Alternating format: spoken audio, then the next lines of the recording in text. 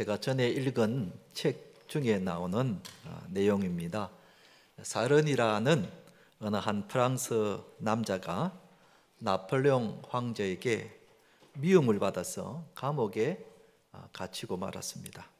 세월이 흐르면서 친구들에게도 점점 잊혀지게 되었고, 그리고 자주 면회를 오던 가족들도 점점 멀어지기 시작했습니다. 그래서 그는 세상과 완전히 단절된 듯한 느낌을 받았습니다. 너무나 쓸쓸했고 너무나 절망적이었습니다. 그래서 그는 감옥 한 벽에다가 이렇게 적었습니다. 아무도 나를 돌보지 않는다. 아무도 나를 돌보지 않는다. 소망이 끊어지는 순간이었습니다. 그러던 어느 날 감옥 그 바닥에 깔려있던 그 돌 틈 사이에 푸른 싹 하나가 고개를 삐끔히 들고 나오기 시작했습니다. 너무 신기했습니다. 그래서 그는 그날로부터 간수가 주는 그 물을 조금씩 남겨서 매일 그 푸른 잎사귀에 물을 주었습니다. 그러자 그 조그마한 싹이 점점 자라기 시작하더니 나중에는 아주 아름다운 꽃 한 송이가 활짝 피었습니다. 그것을 바라보면서 너무 신기했습니다. 그래서 그는 감옥 벽에다가 다시 이렇게 바꾸어 적었습니다. 하나님이 돌보신다. 하나님이 돌보신다. 소망이 생기는 순간이었습니다. 그러면서 그는 그 피오르는 그 꽃을 매일 보면서 소망을 갖기 시작했습니다. 그러던 어느 날 감옥 옆방에 면회 왔던 제수의 딸이 이 감옥 안에 피어있는 그 꽃을 이렇게 들여다보고는 정말 마음에 감동을 받은 겁니다. 이 험악한 감옥 안에 꽃이 피어있는 것이 너무나 신기했습니다. 근데 그 이야기가 사람들에게 귀에 귀로 입으로 전달이 되다가 나중에 나폴레옹 부인인 조세핀 여왕에게까지 그 이야기가 전달이 되었습니다. 그러자 여왕이 이렇게 말합니다. 꽃을 진심으로 사랑하고 돌보는 사람은 결코 나쁜 사람이 없다. 그렇게 이야기하면서 자기 남편 나폴레옹 황제에게 그 사람을 석방해 달라고 그렇게 건의를 했습니다. 그래서 그는 석방이 되고 말았습니다. 그는 그 감옥에서 핀 그 꽃을 가지고 가서 그 꽃이 생명이 나기까지 잘 가꾸었습니다. 무엇을 말하는가? 우리가 어떤 경우에도 소망을 잃지 않으면 살 수 있다는 것입니다. 아멘. 우리가 어떤 형편에 있더라도 소망을 잃지 않고 산다면 언제든지 살 수 있다는 겁니다. 오늘 읽은 이 베드로전서는 세상에서 고난 가운데 살아가고 있는 신자들에게 소망을 가지고 살아가도록 주신 책입니다. 이 베드로전서가 기록된 당시 65년경인데 그때는 로마가 유럽을 비롯해서 소아시아를 전부 지배했던 그런 때였습니다. 그런데 로마인들이 기독교인들을 핍박을 한 것입니다. 그래서 기독교인들은 좀 더 나은 신앙생활을 하기 위해서 로마를 떠나 다른 곳으로 이주를 해서 살았습니다. 자기가 살던 곳을 떠나 전혀 알지 못하는 낯선 곳에 가서 나그네처럼 산다는 것이 얼마나 힘들었겠습니까? 그래서 베드로는 나그네처럼 살아가고 있는 신자들에게 어떻게 소망을 가지고 살아가야 하는지에 대해서 말씀을 전한 겁니다. 이제 2024년도가 한 달밖에 남지 않았습니다. 우리가 한 해를 이렇게 돌아보면은 참 후회스러운 일도 많았고 내 뜻대로 되지 않아서 속상한 일도 있었고 그리고 엄청난 일을 당하여 절망적인 그런 사람도 있습니다.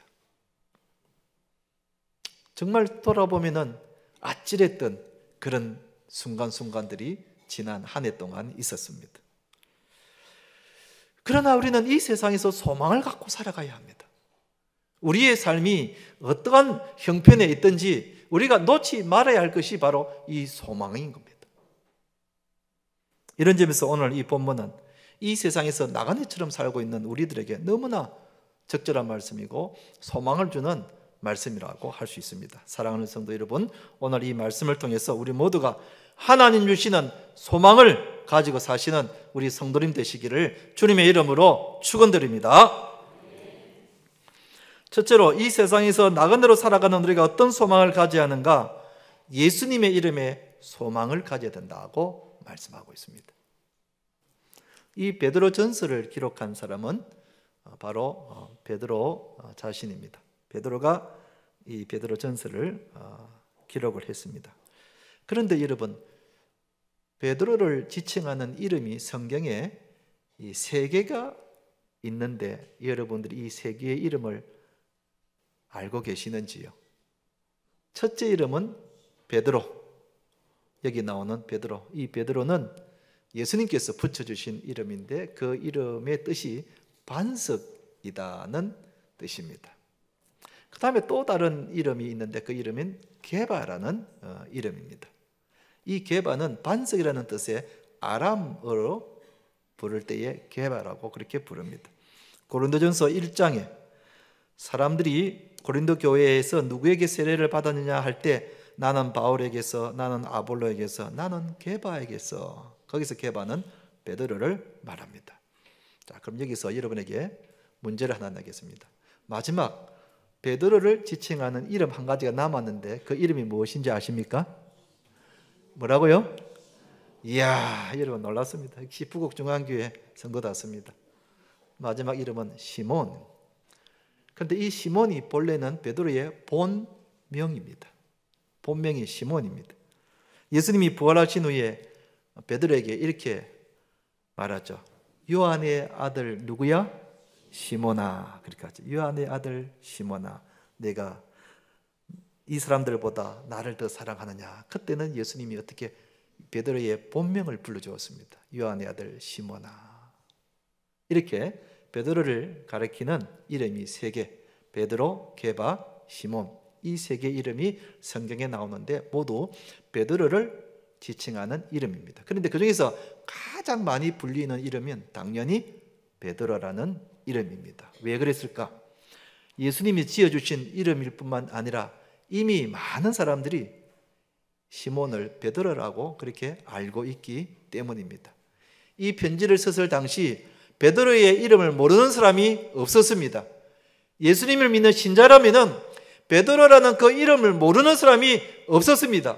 베드로에게 직접 말씀을 한번 들어봤으면, 베드로에게 안수기도를 한번 받았으면, 베드로를 한번 봤으면 할 정도로 당시 베드로는 대사도가 되었습니다. 그래서 많은 신자들에게서 베드로의 그 이름이 그들에게는 정말 힘이 되고 격려가 되고 위로가 되었단 말입니다. 그래서 베드로는 이 베드로 전서를 쓰면서 자신의 이름을 분명하게 자신 있게 건면합니다. 나 베드로는.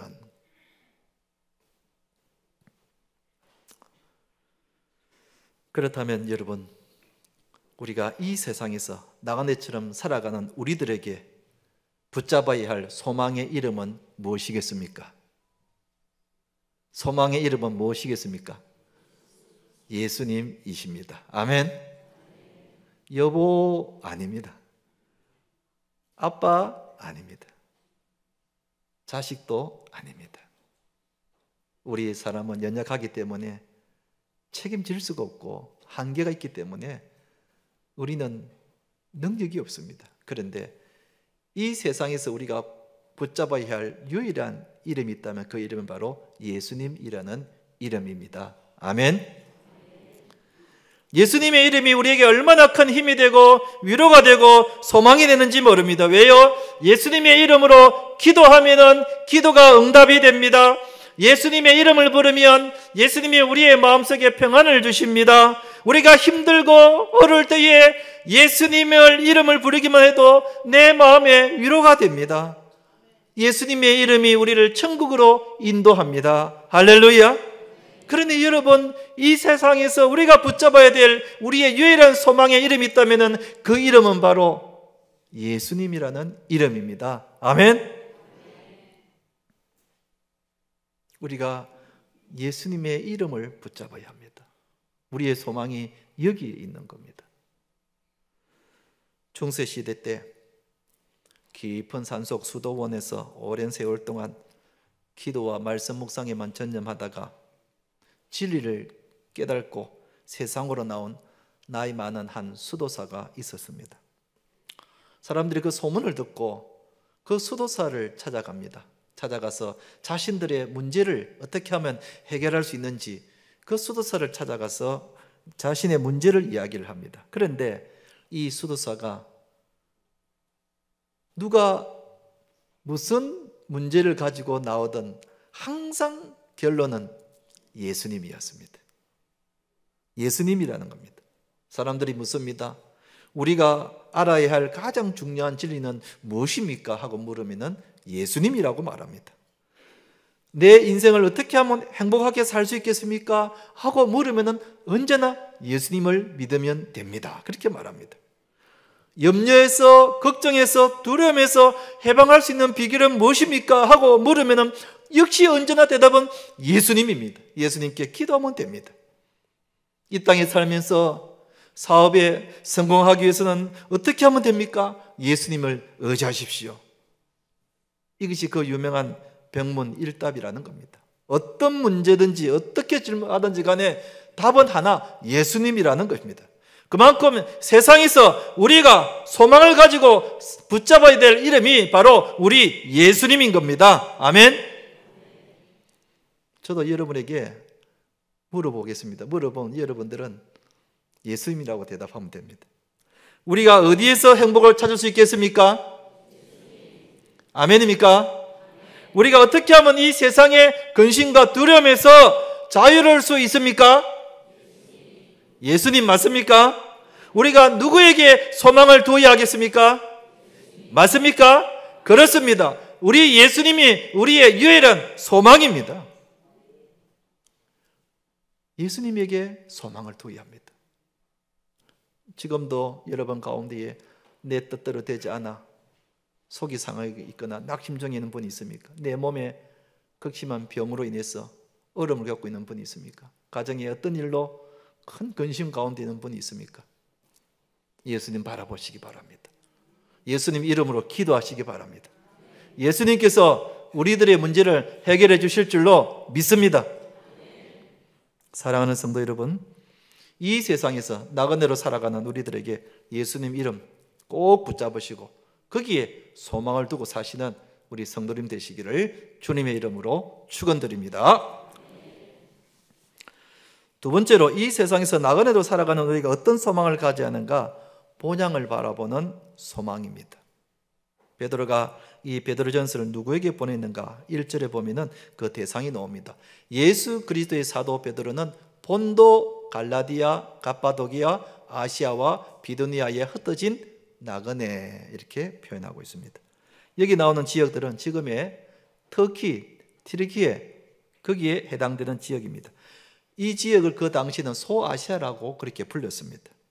이 소아시아에 많은 신자들이 살고 있었습니다. 왜냐하면 본래 이들은 로마에 살고 있거나 혹은 유대 땅에 살고 있었던 사람들이었는데 핍박을 피하여서 이 멀리 소아시아에 와서 살고 있었다는 것입니다. 이런 사람들을 헬라어로 디아스포라라고 그렇게 부릅니다. 한번 좀 들어보셨죠? 디아스포라, 흩어진 사람들이다 그런 뜻입니다. 오늘 본문에 보면은 흩어진 나그네라고 그렇게 부르는 겁니다. 그런데 이들을 나그네라고 부른 것은 그들이 지금 살고 있는 그곳은 진정한 고향이 아니고 돌아갈 본향이 있다는 것입니다. 여러분들이 살고 있는 그 소아시아 땅이 고향이 아니라 우리는 나중에 돌아갈 본향이 있다는 겁니다. 그곳이 어딘가? 히브리서 11장 16절에 이렇게 말하고 있습니다.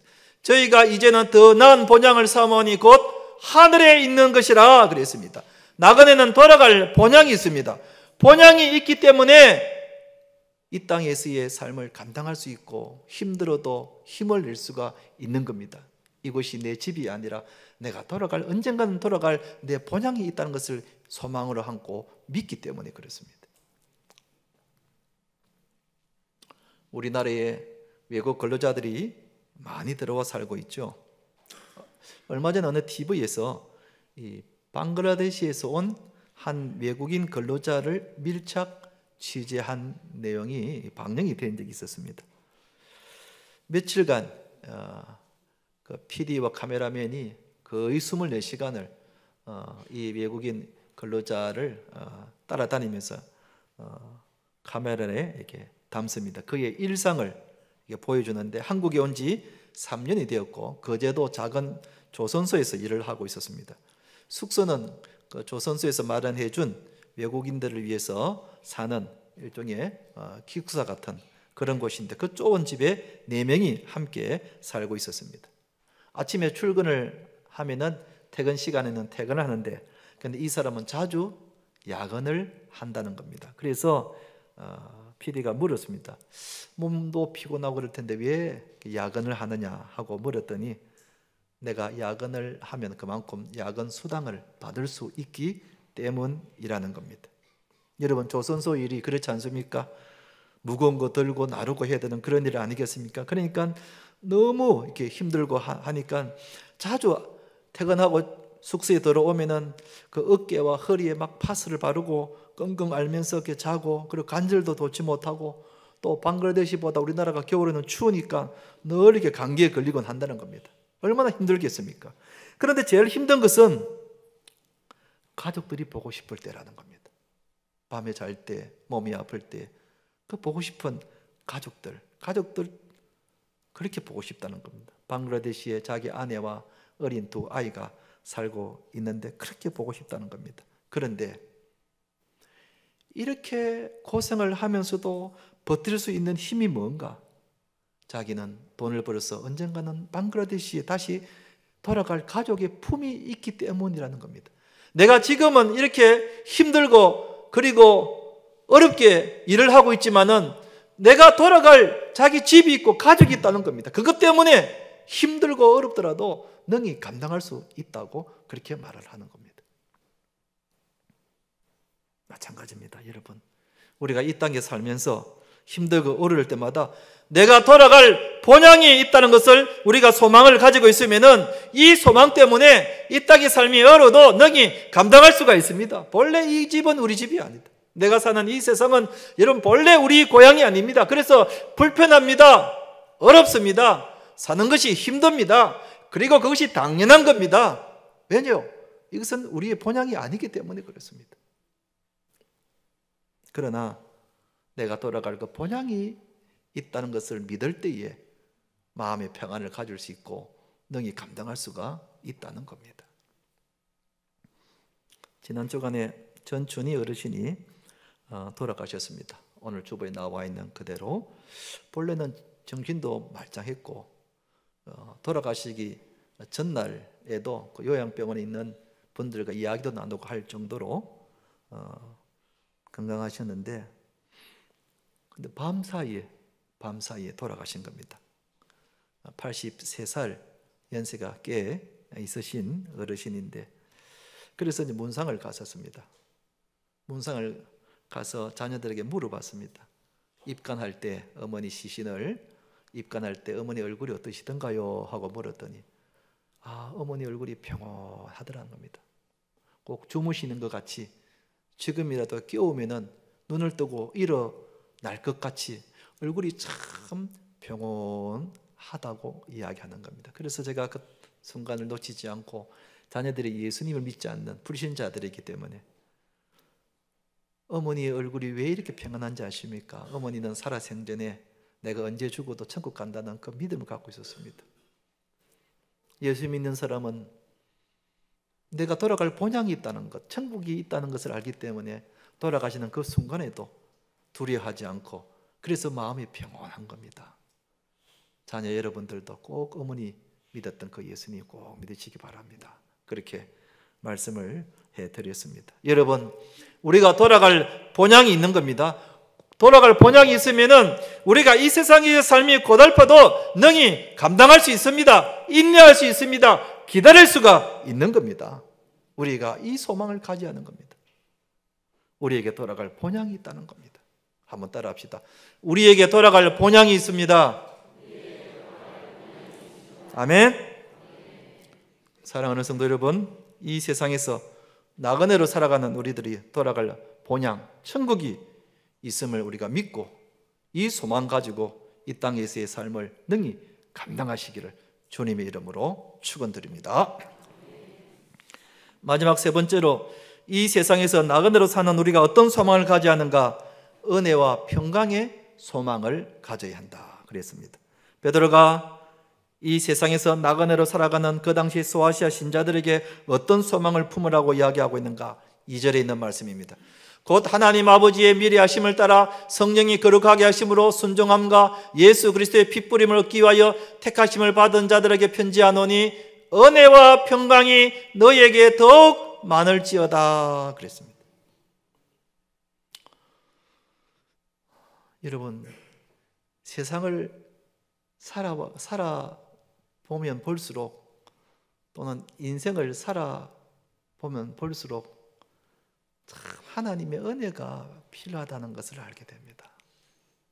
내가 아무리 이렇게 준비하고 치밀하게 준비를 했어도 하나님의 은혜가 임하지 않으면 그 아무 소용이 없더라는 겁니다.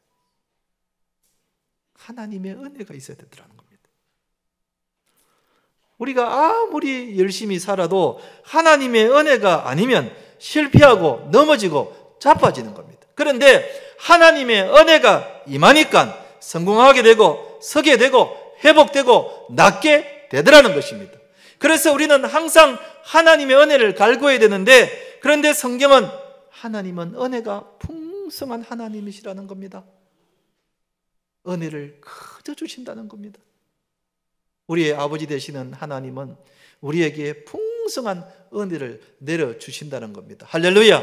이것이 우리에게 얼마나 큰 소망인지 모릅니다. 은혜가 풍성하신 하나님께서 우리에게 그저 은혜를 베풀어 주신다는 겁니다. 여기에 소망이 있는 겁니다. 여기에 소망이 있는 겁니다. 우리 성도님들하고 이야기를 해보면은, 목사님, 그때 젊어하게 어떻게 그렇게 하려고 한 것도 아닌데 기가 막히게 타이밍이 맞아가지고 그렇게 됐다고.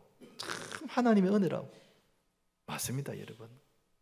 하나님의 은혜인 겁니다. 우리가 매일매일 하나님의 은혜로 사는 줄로 믿으시기 바랍니다. 그런데 그 하나님이 우리에게 은혜를 베풀어 주신다는 겁니다. 한번 따라 합시다. 하나님은 우리에게 은혜를 내려주십니다. 또한 우리가 나그네로 살아가는 우리에게 필요한 것이 평강이다 그랬습니다. 유대인들은 인사가 살롬 그런데 그 살롬의 뜻이 평강이다. 워낙 역사적으로 지리적으로 전쟁과 약탈이 많았던 그런 지역에 살다 보니까 그냥 그 이름이 밤새, 우리 같으면 밤새 안녕하셨습니까 하는 그 인사, 샬롬, 그게 인사가 된 겁니다. 평강을 기원한 거죠. 사실 우리도 이 세상에서 얼마나 위험한 가운데 살고 있는지 모릅니다. 여러분 그런 거 보셨습니까? 차를 몰고 가다 보면은, 또 큰 도로변에 보면은 어제 부산 지역 교통사고 현황이라는 큰 이렇게 전광판 같은 것이 이렇게 길거리에 가끔씩 보게 되는데, 거기 보면은 어제 부산 지역의 교통사고 현황, 사망자 몇 명, 부상자 몇 명 이렇게 나와 있어요. 거의 매일 보면은 여러분 사고가 나는 겁니다. 거의 매일 사고로 사람이 다치고 죽는다. 우리가 살고 있는 이 부산 시내에 차 사고로 다치고 죽는 사람이 있다는 겁니다. 또 자주 화재가 발생해가지고 사람들이 몇 명 죽었다는 그런 뉴스를 우리는 심심찮게 보고 있습니다. 지금 우크라이나에 전쟁 중에 있는데 매일 사람들이 죽어갑니다. 여러분, 우리가 살고 있는 이 세상은 평화가 없습니다. 평강하지 못합니다. 그래서 정말 절실한 것이 뭔가? 우리에게 평강이라는 겁니다. 그런데 주님이 우리에게 평안을 주신다는 겁니다. 주님의 말씀을 보십시다. 요한복음 14장 27절 말씀을 같이 한번 읽어보십시다. 시작.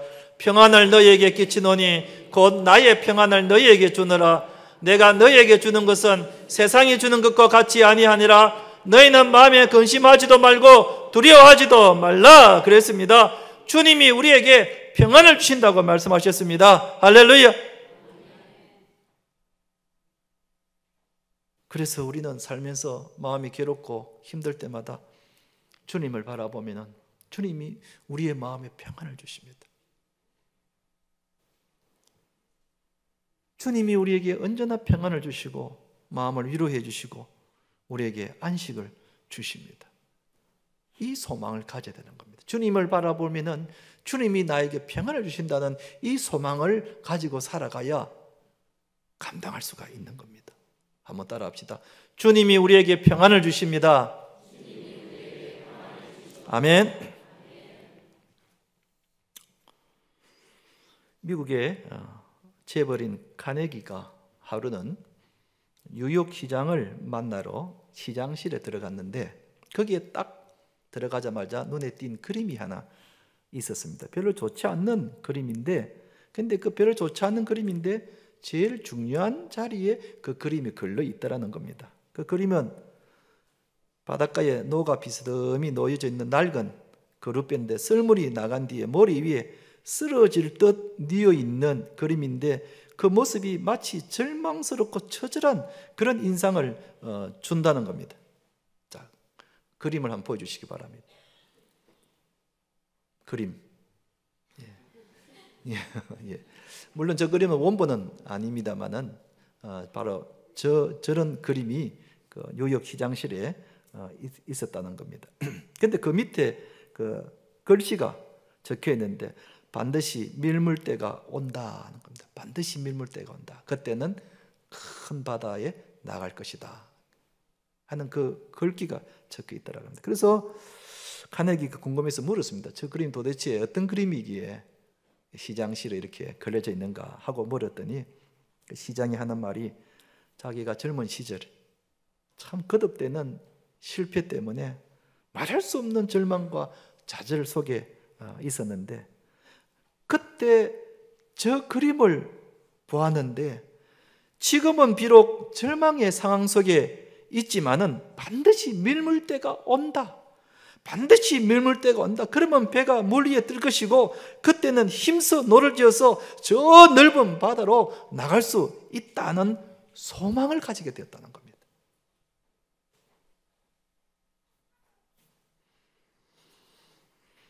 정말 그 시장이 소망을 가졌기에 뉴욕 시장이 되었고, 그래서 그는 날마다 그 그림을 바라보면서 항상 힘들고 어려울 때마다 반드시 밀물의 때가 온다는 그 소망을 붙잡았다는 겁니다.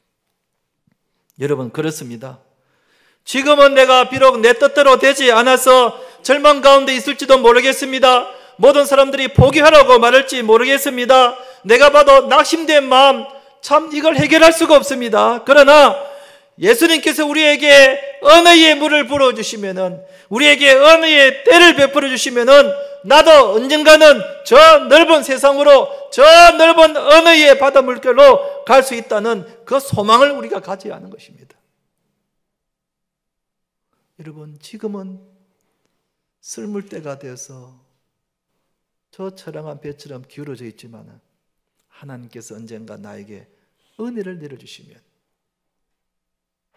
물이 차고 넘쳐서 그 배가 은혜의 강물에 떠서 나도 저 넓은 세상으로 나아가서 마음껏 노를 저을 수 있는 날이 반드시 온다는 겁니다. 아멘.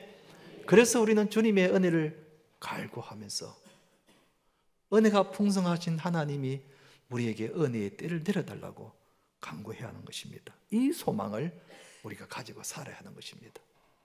한번 따라합시다. 소망을 가지고 삽시다. 이제 말씀을 맺겠습니다. 사랑하는 성도 여러분, 우리는 이 세상이 내 집이 아니고 나그네로 살아가고 있습니다.